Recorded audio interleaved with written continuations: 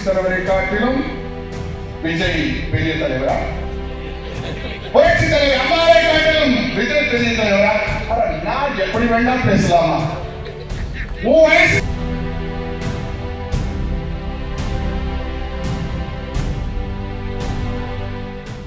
1965 ஜனவரி மாதம் 26ஆம் தேதியிலிருந்து இந்தியாவுடைய ஆட்சி மொழி இந்தியா இருக்கும் என்று சொல்கிறார்.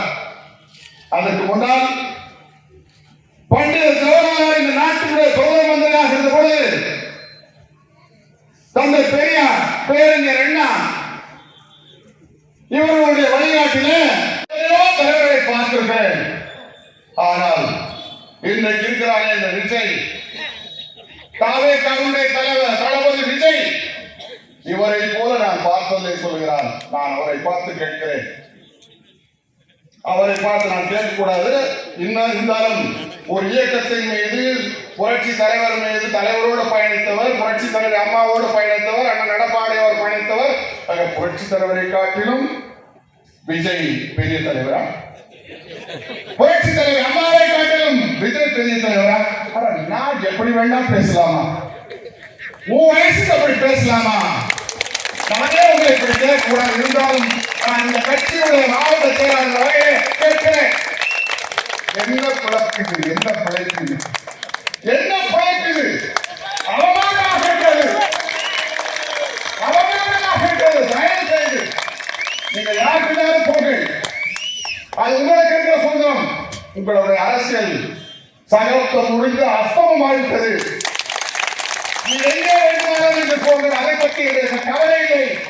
இப்படி நீங்கள் இந்த இயக்கத்திலே வளர்ந்து அவர் இழந்த நிலைமையெல்லாம் உங்களுக்கு தெரியும். இன்றைக்கு அவருக்கு நிலைமையெல்லாம் தெரியும். நான் அதற்குள்ளே எல்லாம் போக விரும்பவில்லை. ஒரு இயக்கத்தில் இவ்வளவு உயர்ந்த நிலைக்கு வந்துவிட்டு கருத்து வேறுபாடு சொன்னால் இருந்தால் அணியாக இருந்தால் நாகரிகம் அவர் மதிப்பு மரியாதை உயர்ந்திருக்கும். இவ்வளவு கீழ்த்தரமாக இறங்கி இப்படி பேசுகிற பொழுது எவ்வளவு பெரிய அவமானமாக இருக்கிறது. தயவு செய்து இனிமேலாவது நான் இந்த கூட்டத்தின் வாயிலாக கேட்டுக்கொள்வதெல்லாம்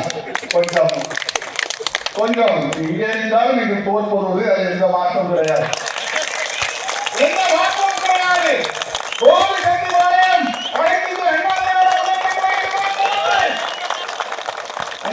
இருந்தவர்களெல்லாம் உங்களை விட்டு மீண்டும் அண்ணன் எடப்பாடியார் தலைமைக்கு வந்து விட்டார்கள். எல்லாரும் எடப்பாடியார் இருக்கிறார்கள். இயக்கம் தான் பெரிது. அண்ணன் செங்கோட்டையன் இந்த தனி மனிதன் பெரிதல்ல என்று வந்து விட்டார்கள். ஆக நீங்க தேர்தலில் நின்னா, முடிவெடுத்து கோபிச்செட்டிப்பாளையத்தில் நின்னா, நீங்கள் 50 ஆண்டு காலம் நான் பார்த்த தலைவர்களை காட்டிலும் மிக உயர்ந்த தலைவராக இருக்கிற விஜய் அங்கே விசிலை கொண்டு வந்து அடித்தால் அடிப்பார்கள். விளையாட்டு போட்டியில விசில் அடித்தால் அவன் அவுட் அடித்தான்னு அர்த்தம். அவுட்டு செய்கிற போது விசில் அடிப்பார்கள். அது மாதிரி விசில் அடிப்புகிற நிலைமை வந்து விட்டது. தயவு செய்து நாடகத்தோடு பேச வேண்டும் என்று நான் இந்த கூட்டத்தின் வாயிலாக கேட்டுக் கொள்கிறேன்.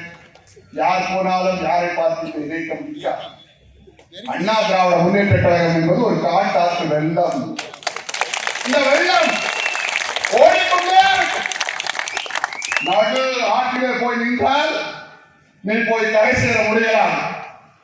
ஓரமாக நின்றால் ஒதுக்கி வைத்திருக்க அதிமுக பயணித்துக் கொண்டே இருக்கும். இது வரலாறு. அதனால் அதிமுக விட்டு வெளியேறியவருடைய நிலையெல்லாம் உங்களுக்கு தெரியும். செய்திகளை உடனுக்குடன் தெரிந்து கொள்ள கீழ்கண்ட கேபிள் மற்றும் டிடிஎச் நெட்வொர்க்குகளில் எம்நாடு செய்தி தொலைக்காட்சியை காணுங்கள்.